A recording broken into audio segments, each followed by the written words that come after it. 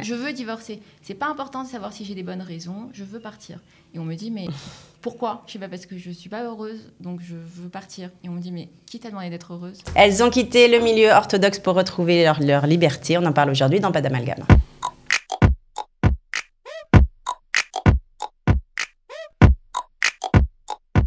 My name is Julia Hart. I was living in an extreme ultra-Orthodox Jewish community, and then I just packed up and left. Comme Julia Hart, elles ont quitté ce milieu orthodoxe qui les privait, selon elles, de liberté. Merci à mes invités aujourd'hui, Noémie et Rachel, d'être là pour nous raconter leur histoire.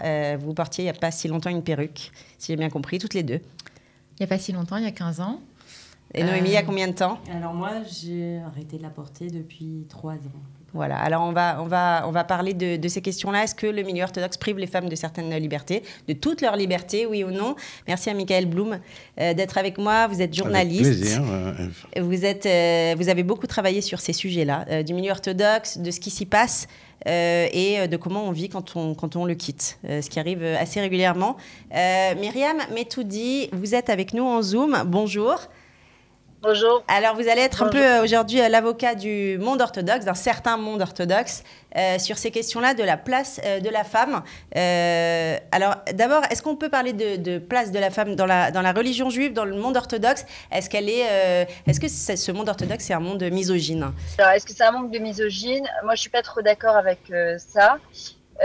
On pourrait très très vite tomber dans ça si on ne connaît pas sa propre place. Quand on voit la Torah, et en fait, quand on est penché dans la Torah, mais vraiment, pas de manière extérieure, et que ça devient des sectes ou des chitotes.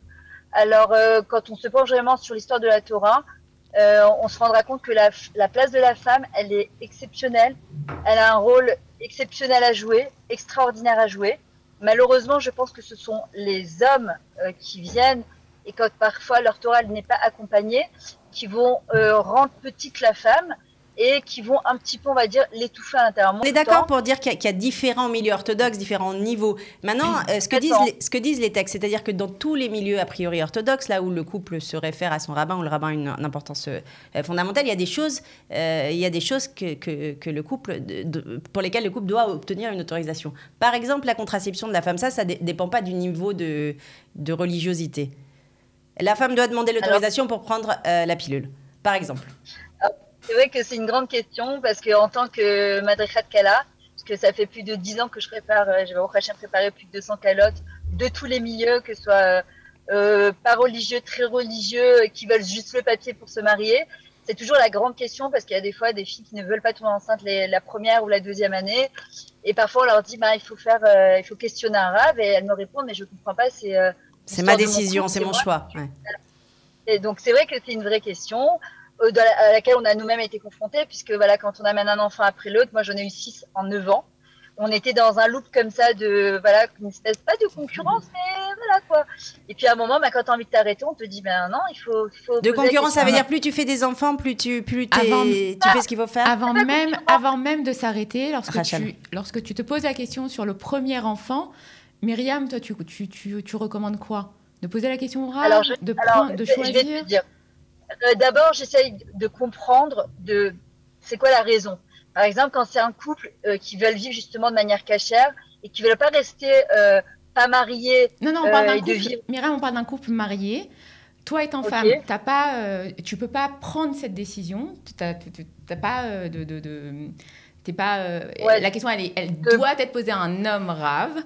Donc, est-ce que tu conseilles à la femme, non, c'est ton corps, c'est ta décision, si vous n'êtes pas prêts, vous ne le faites pas, ou tu leur dis à ces couples, à ces jeunes couples, un couple marié, non, il faut que tu demandes la permission pour savoir si tu peux prendre la pilule ou pas prendre la pilule. C'est quoi ton prénom? Rachel. Alors, c'est une vraie question. Et je veux te dire, c'est très individuel aussi. D'abord, moi, ce que j'essaie toujours de comprendre avec Alors, pardon. D'abord, le B.A.B.A. Pourquoi on doit poser cette question à un rave? Pourquoi un rave va dire à une femme, vous pouvez prendre la pilule?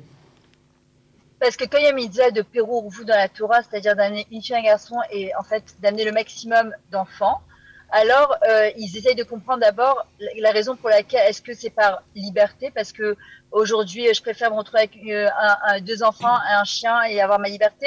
Est-ce que ma question c'est je suis fatiguée, je suis pas fatiguée? Maintenant, encore une fois, je reconnais que c'est quelque chose de compliqué dans la mesure où tu te dis, mais enfin, c'est mon couple, c'est mon corps, est-ce que j'ai la capacité ou pas? D'accord? Donc, j'ai été confrontée à des femmes, justement, où les rabbinis, par exemple, n'ont pas autorisé.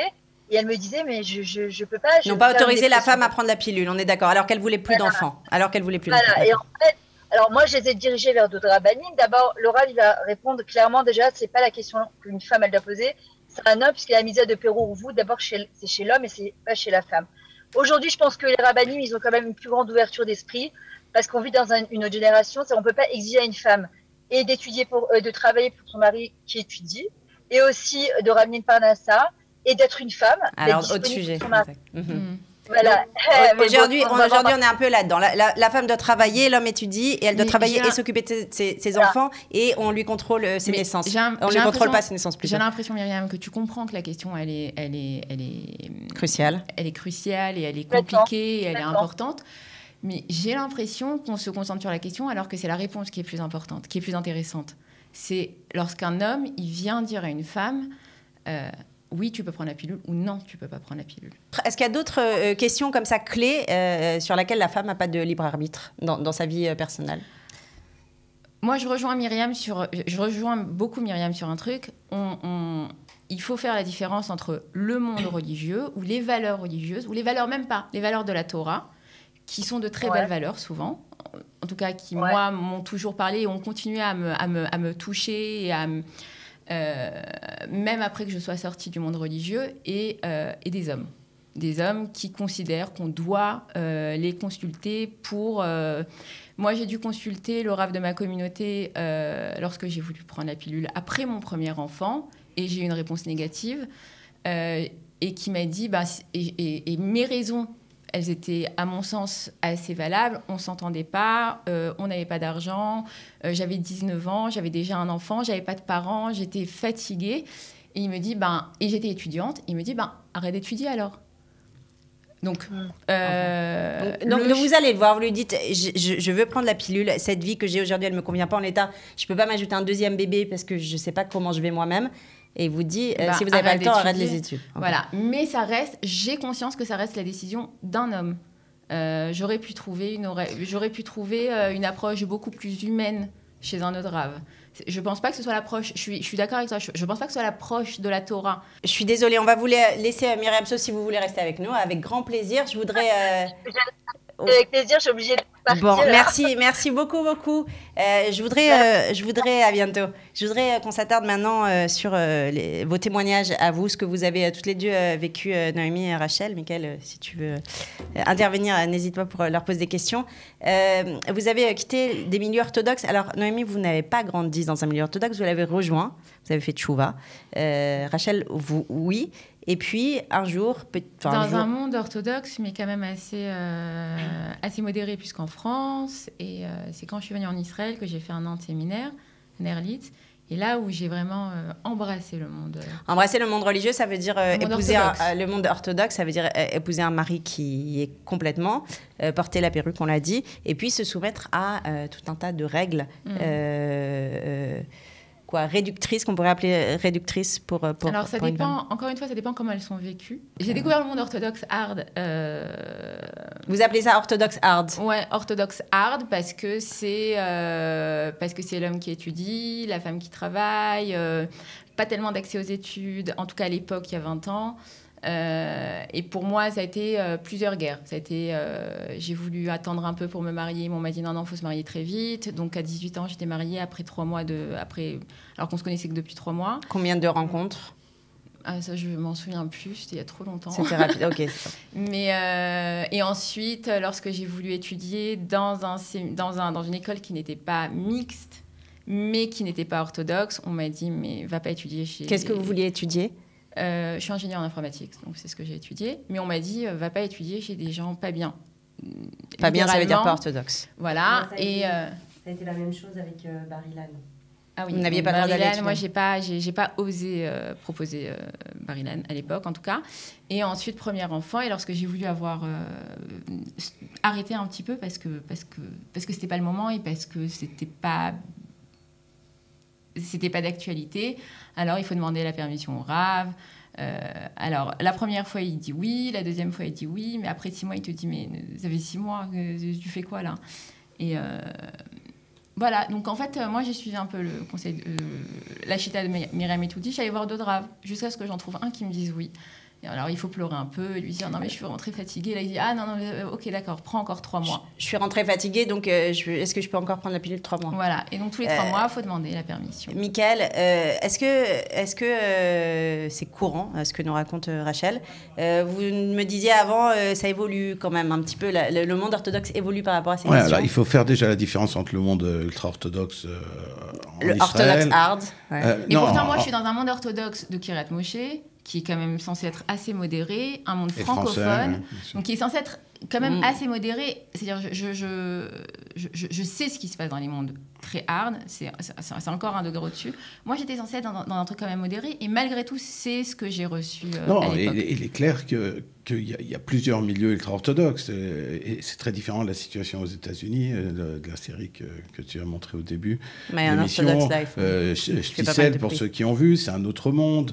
Le monde francophone est très différent. On l'a vu avec Myriam Etoudi, elle parle de manière beaucoup plus ouverte que si on avait fait cette émission en hébreu avec une rabbinite... Ou pas certains représentants francophones qui peuvent être aussi très durs. En dehors du monde francophone.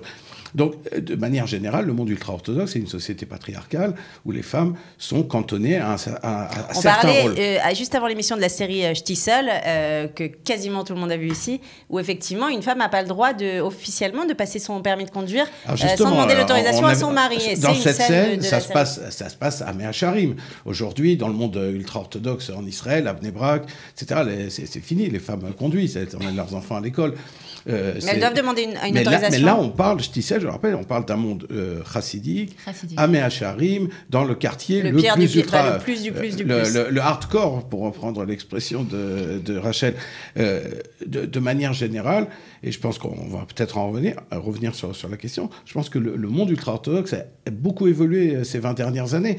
La place des femmes est très différente, de plus en plus de femmes étudient. C'est ça, notamment parce que la femme doit travailler, en fait, parce que l'homme étudie. Déjà, ce changement qui a forcé les femmes, depuis un siècle peut-être, peut-être moins d'ailleurs, les hommes étudient de manière quasiment automatique. Aujourd'hui, c'est évident qu'un homme religieux dans le milieu ultra-orthodoxe doit aller étudier et rester étudier toute sa vie. Néanmoins, il y a des médecins orthodoxes et beaucoup de gens qui travaillent, mais ça reste dans les faits, la femme doit gagner l'argent de la famille. Exactement. En plus des 6, 7, 8, 9 enfants qu'elle doit faire. Mais le changement important des 20 dernières années, c'est que si longtemps les femmes étaient cantonnées à certaines professions, uniquement certaines professions, il n'y a pas de formation professionnelle autre que être jardinière, on ne dit pas comme ça en français, ganénette, s'occuper d'enfants, faire... Puéricultrice, merci Noémie, faire de la couture, enfin, il y avait des trucs très féminins, quoi. Très féminins. Ces dernières années, on voit des femmes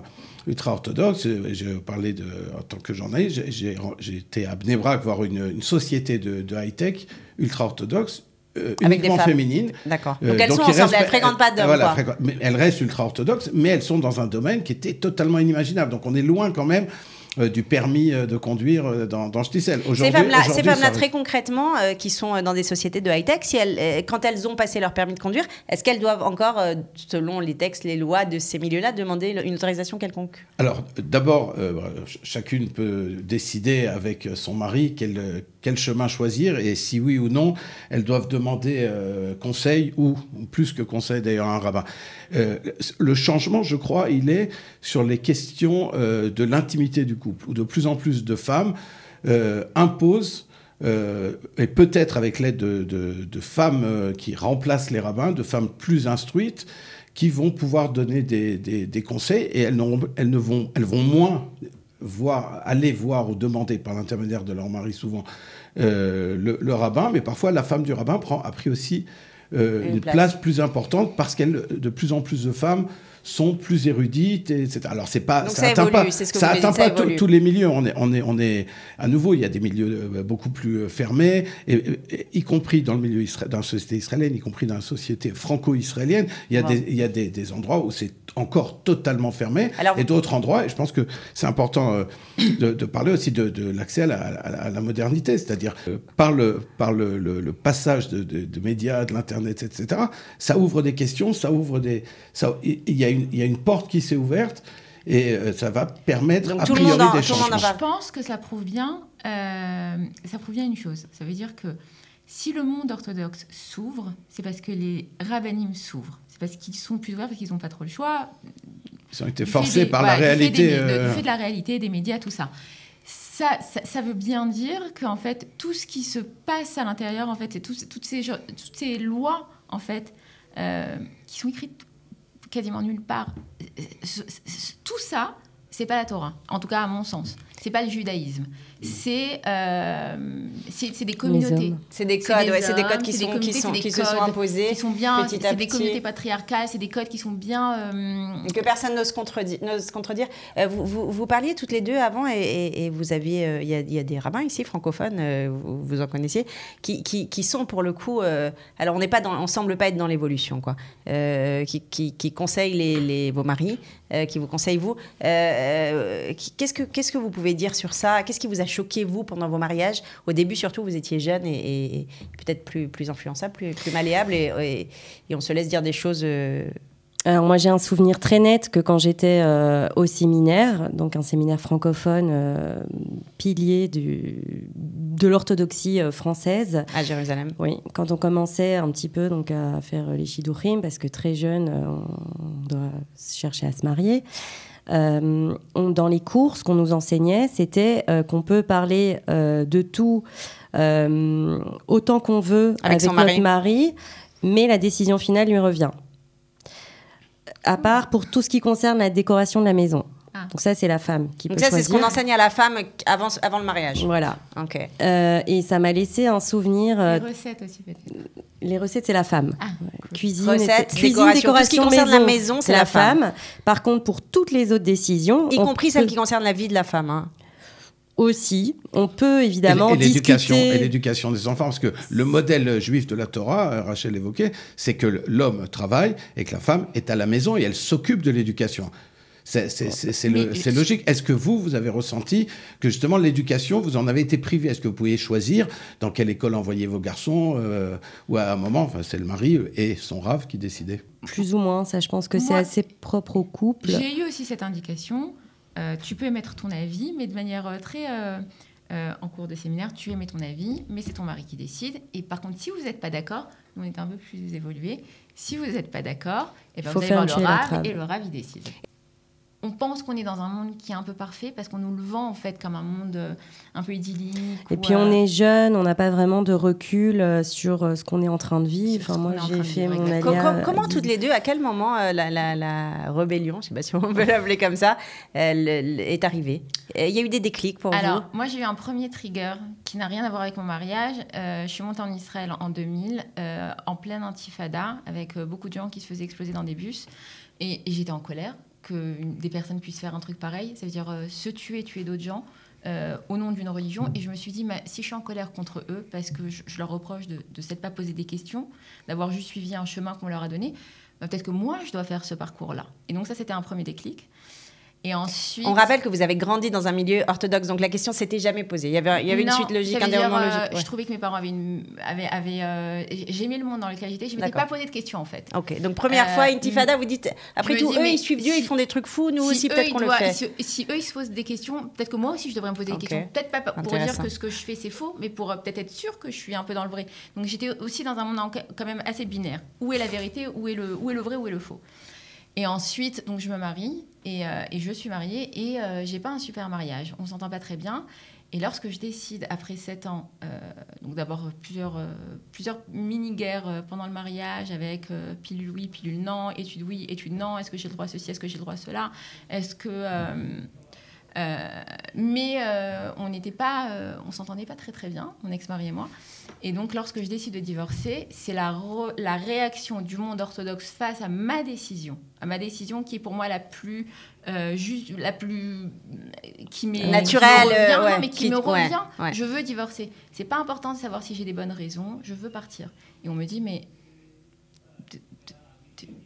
de quoi tu parles? Pourquoi? Je sais pas, parce que je suis pas heureuse, donc je veux partir. Et on me dit mais qui t'a demandé d'être heureuse? C'est pas un but en soi. Bah oui, on t'a demandé de t'occuper de ton mari et tes enfants. Et là, je lui dis, mais comment tu sais ça? Donc, je lui dis au Rav, mais comment vous savez ça? Il me dit, bah, Hachem, il te demande de t'occuper de ton mari et tes enfants. Je dis, mais moi, Hachem, il n'est pas venu me dire ça. Moi, je pense qu'Hachem, il veut d'autres choses. Il veut que... Et donc là, je me dis, ça ne peut pas être la parole de Dieu. Donc, alors, c'est quoi la parole de Dieu? Et là, je commence vraiment une recherche, une introspection, et je commence à lire et à m'intéresser. Et moi, j'ai une remise en question très... un matin, je me dis, c'est pas ça, je quitte. Un matin, c'est venu, il y a eu un cheminement lent, et puis tout à coup... Une longue période de recherche, un long processus, mais très intérieur. Et un matin, je me dis, non. Ça s'est passé pendant que tu étais encore mariée? Non, pendant le divorce. Après, pendant le divorce, pendant toutes ces... Le divorce, c'est en fait me remettre en question, en fait, moi en tant que femme, et femme de 7 hommes. Et... si déjà je remettais ça en question, je me suis dit on va remettre en question d'autres choses aussi, puisque dans lesquelles je m'épanouissais pas en fait. Et en fait, pour revenir à ce qui a été dit tout à l'heure, moi j'ai pas eu d'anti-Torah, j'ai pas eu d'anti-monde religieux. J'ai juste voulu une parole plus juste et plus authentique, et je l'ai pas trouvée dans le monde haredi. Je l'ai trouvée dans les textes, parce que les textes me passionnent. Je trouve la Torah d'une beauté... C'est ça. Donc vous dites aujourd'hui, je fais plus Shabbat, mais c'est tout, quoi. Lorsque je suis rentrée chez moi en décidant de ne plus faire Shabbat, et que j'ai 2 petits garçons de 6 ans et 3 ans qui sont dans des milieux religieux, qui ont un papa religieux, je leur dis, je suis pas dans le faux et vous dans le vrai, et vous n'êtes pas dans le vrai et moi dans le faux. C'est pas comme ça qu'on parle. Vous avez votre chemin, le chemin de votre père, il est magnifique et on va continuer à le suivre. Juste, moi, j'ai un chemin un petit peu différent, c'est tout. Shabbat, donc quand vous recevez vos enfants, quand vous êtes avec vos enfants Shabbat, vous mettez pas la télé, vous adaptez, quoi. Voilà. Pour pas les choquer. Noémie, comment ça a eu lieu pour vous la réalisation du stop, je peux plus, ou ça me convient pas? En fait, tout le long de mon mariage, je me suis jamais sentie vraiment à ma place dans ce monde orthodoxe, par rapport justement à la position de la femme, par rapport à ce que je vivais, par rapport au décalage entre ce que j'entendais, ce que je voyais. Alors, je précise aussi que je ne suis pas du tout anti-Torah ni anti-religieuse. Mais je me sentais pas à ma place. Je sentais pas du tout que ça faisait des orthodoxes des personnes meilleures. Mais j'avoue que j'étais dans un certain milieu ultra orthodoxe francophone, qui était peut-être pas, je pouvais en choisir d'autres, mais il s'est fait que j'ai atterri dans celui-là. Et j'avais surtout, je sentais un décalage entre les besoins de la femme en tant que telle et ce qui se passait au sein de ce monde. Et surtout tes besoins. Et mes besoins. Et intérieurement, j'ai jamais vraiment... J'ai fait beaucoup de choses par contrainte, parce qu'on n'a pas le choix, on est mariés, voilà. C'est le mari qui a les décisions, il faut tout faire comme le mari et le Rav nous disent. Et intérieurement, c'était pas moi. Par exemple, donc faire des enfants, faire à manger, faire à manger, voilà, tout ce qui concerne les halachot de Shabbat, presser le citron comme ci, comme ça, voilà, enfin c'était chaque détail. C'est pas réservé à la femme, c'est plus la femme. Non, c'est tout le monde. Non, c'est vivre un monde basé sur la halakha. C'était vraiment chaque détail de la vie courante, et au bout d'un moment. Je me suis dit, la vie est déjà assez compliquée comme ça. On a beaucoup de choses à gérer, on a beaucoup de choses à faire, à penser, à devoir s'occuper, que pour se prendre la tête sur tout. C'était des questions sur tout. Elle nous dit au début, Julia Hart, dans le lancement de cette série Netflix, la hauteur des talons, elle est réglementée. Elle est réglementée, la hauteur des talons. C'est possible. La question que je me pose, que je voudrais vous poser, c'est est-ce qu'il n'y a pas un moment, justement, c'est confortable, dire finalement, je n'ai pas de questions à me poser. Mon mari, le rabbin, tout est clair. C'est un peu le but, non? Voilà. C'est un peu le but. Est-ce que quelque part, aujourd'hui, vous regrettez quelque chose de ce confort un peu intellectuel? Je pense que c'est très personnel. Lorsqu'on est en recherche de communauté, de sécurité, alors le monde orthodoxe, c'est génial. Ça veut dire, on réfléchit à rien, quoi. Il y a des règles pour tout. On peut se poser. C'est ce que je disais souvent à mes parents lorsqu'ils me demandaient, mais c'est pas plus simple d'être pas religieux. Il faut tout remettre en question. Faut tout on devient très libre, quoi. Faut tout redéfinir. Faut prendre des décisions. Ses valeurs, exactement. Il faut et on est responsable de ce qu'on est, de ce qu'on fait, de ce qu'on devient. Ça veut dire, c'est beaucoup plus simple, mon frère dit. Et en plus, c'est très cosy. On est entouré, il y a la communauté, il y a le Shabbat, il y a les... Oui, je suppose qu'après que vous ayez accouché l'une et l'autre, vous avez reçu des repas tout près, des voisines, etc. C'est confortable, c'est pas ce qui se passe dans votre vie aujourd'hui à Tel Aviv. Si vous vivez... à Tel Aviv ou n'importe où ailleurs, vous accouchez, vous êtes toute seule. Alors, lorsqu'on cherche sécurité et communauté, c'est génial. Lorsqu'on cherche authenticité et lorsqu'on cherche individualité, ce qui ne veut pas dire égoïsme, ce qui veut dire individualité, c'est-à-dire que je suis à l'écoute de moi, de ce que j'aime, de ce que je veux, j'ai des idées, je peux en parler, je peux m'exprimer. Alors, je voudrais parce qu'on a déjà explosé le temps d'antenne, je voudrais qu'on aborde un dernier thème avant excuse-moi, juste pour moi, ce qui m'a aussi marqué, c'était, ce que j'ai ressenti, en tout cas, évidemment, je généralise pas les milieux orthodoxes, mais c'était cette incapacité de discernement par rapport aux gens qui posaient donc des questions, tout va au rabbinim pour savoir comment j'appelle mon enfant, et ça peut aller très loin ces questions qu'on pose parce qu'on se dit qu'on n'a plus de libre arbitre du tout. Des gens et des rabbinim. C'est ça. Mais il y a des gens qui peuvent complètement s'écouler et dire je décide. Et cette incapacité d'exprimer nos idées et d'avoir une certaine liberté de penser et de pouvoir l'exprimer et vivre en fonction de... Alors justement, Michael disait ça peut avoir un côté très confortable. Je voudrais vous entendre toutes les deux, Michael. Je crois que vous avez aussi travaillé sur cette question-là.